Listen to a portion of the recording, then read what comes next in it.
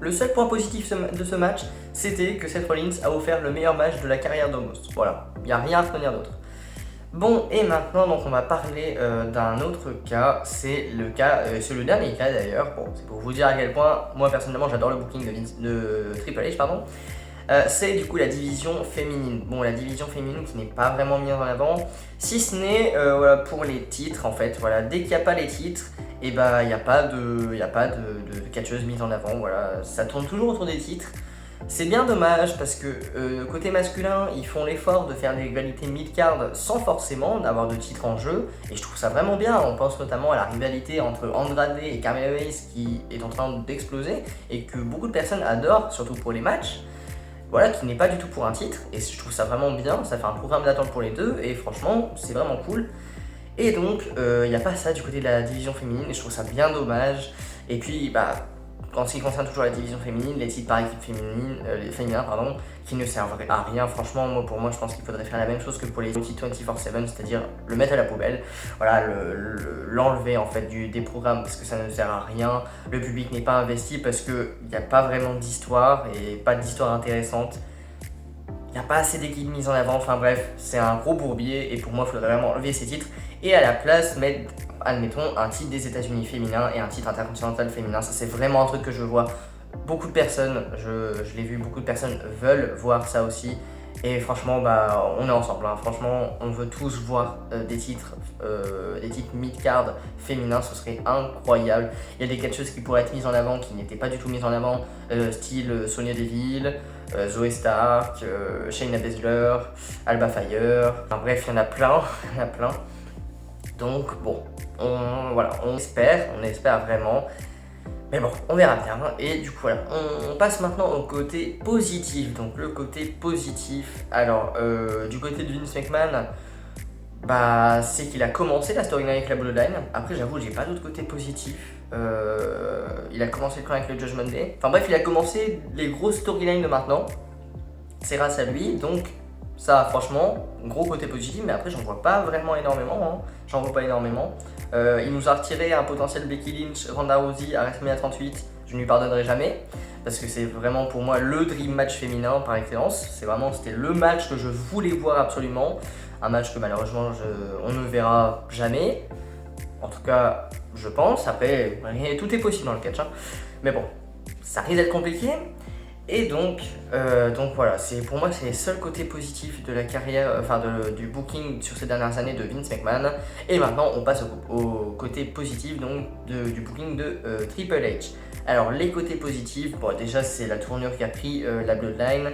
La Bloodline, alors Sami Zayn n'avait pas de segment avec Roman Reigns quand Vince McMahon était encore au booking. Mais ça a changé depuis que Triple H est là. Et franchement, on va pas se mentir, c'était l'une des meilleures décisions de l'histoire de la WWE de matcher Sami Zayn et Roman Reigns ensemble pour continuer cette storyline avec la Bloodline.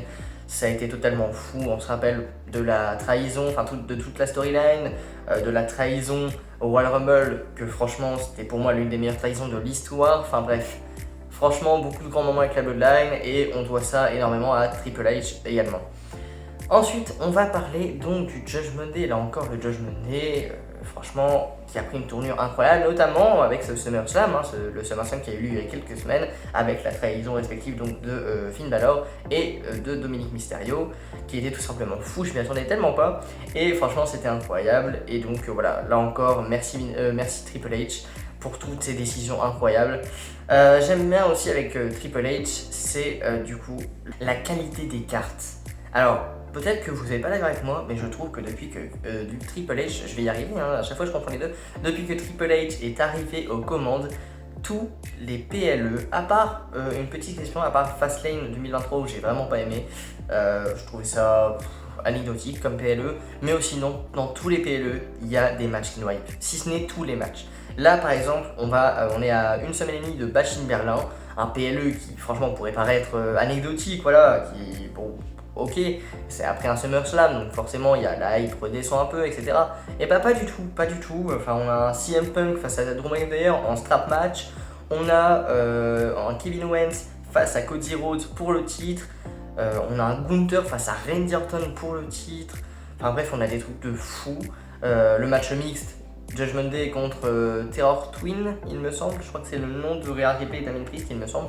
Enfin bref, c'est incroyable, tous les matchs qu'on va avoir à Bashin Berlin, tous les matchs me hype. Pour moi, c'est des matchs limite que tu pourrais mettre à des SummerSlam ou à des WrestleMania. Peut-être que je m'emballe, mais en tout cas, c'est mon avis.